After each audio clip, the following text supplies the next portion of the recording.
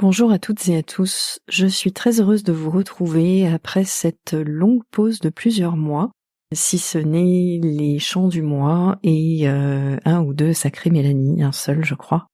J'ai traversé une période un peu éprouvante ces derniers mois avec notamment le décès d'un ami très très proche et j'avais pas l'énergie pour créer et alimenter ce podcast. Donc je suis très heureuse de vous retrouver actuellement. Et je suis très heureuse de pouvoir à nouveau partager avec vous ce qui me tient vraiment à cœur, c'est-à-dire une vision de la spiritualité incarnée, de donner à nouveau la parole à des personnalités qui allient l'esprit et la matière. Et vous l'avez peut-être remarqué, en mars, il n'y a pas eu de chant du mois. J'ai moins l'élan depuis le mois de janvier de vous le proposer. Et puis comme mars, c'est souvent le moment où les nouvelles choses apparaissent, ça implique parfois que certaines disparaissent. Donc j'ai choisi de me concentrer plus sur les interviews, les sons sacrés et peut-être plus de Sacré Mélanie, qui sont un peu le hors-série de Mystiques sans frontières. Les épisodes hors-série dans lesquels je fais des liens entre des choses qui semblent ne pas vraiment en avoir, et souvent des liens entre la littérature ou les domaines, on va dire, classiques de la pensée et la spiritualité. Si les chants du mois vous manquent vraiment trop, n'hésitez pas à venir m'en parler en message perso, et puis je verrai. En tout cas, vous pouvez toujours commander des chants personnalisés par message personnel ou sur mon mail mélanie.raymond, REMOND, @gmail.com. Bonjour à tous, je suis Mélanie Raymond, exploratrice de la conscience, et je suis très heureuse de vous accueillir sur Mystiques sans frontières, le podcast qui rallume le feu sacré. On s'est tous un jour sentis connectés à quelque chose de plus grand que nous, et pourtant, on peut perdre cette connexion. Certains savent l'entretenir mieux que d'autres, et c'est à eux que je donne la parole dans ce podcast. Je vous propose également de vivre une expérience directe du sacré, à travers ce qu'il a de plus universel, le son et les vibrations, avec des textes, des chants, des hymnes, transmis par ma voix ou celle de mes invités.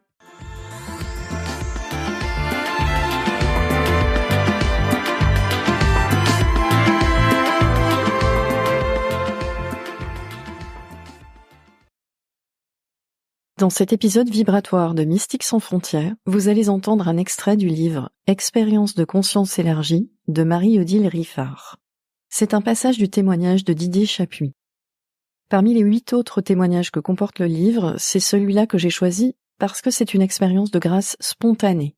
Une expérience de grâce spontanée, c'est-à-dire sans substance psychédélique, sans être en transe ou en état de mort clinique, sans technique particulière en fait, à part la méditation. C'est juste un état de conscience qui s'ouvre tout à coup beaucoup plus largement, et donc spontanément.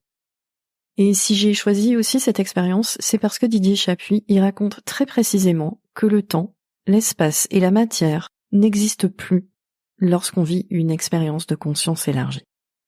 Bienvenue dans le son sacré de Marie-Odile Riffard et Didier Chapuis. Avant de commencer à lire le témoignage de Didier Chapuis, je vais d'abord vous lire l'introduction que Marie-Odile Riffard fait de son expérience. De nombreux témoignages de personnes ayant vécu des états dits mystiques ou extatiques ont été rapportés au cours de l'histoire.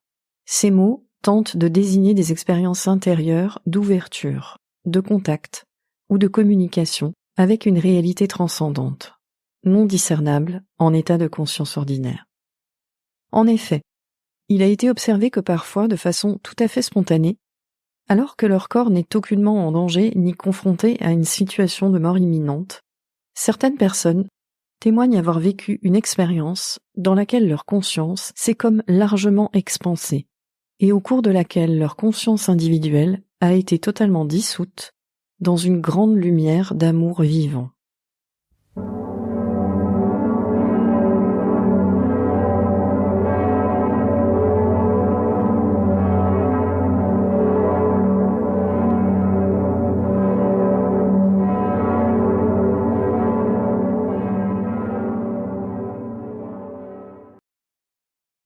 Certains vont parler d'expériences d'éveil, j'ai choisi le terme de grâce spontanée.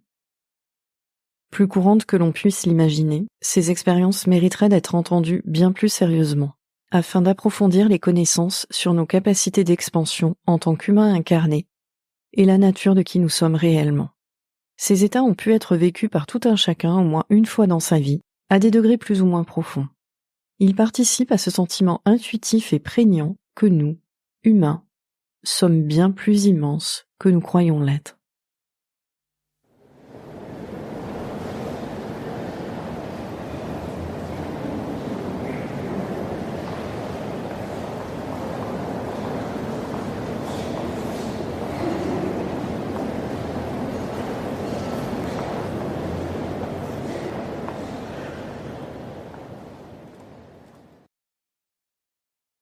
Voici l'expérience de Didier Chapuis racontée par lui à la première personne.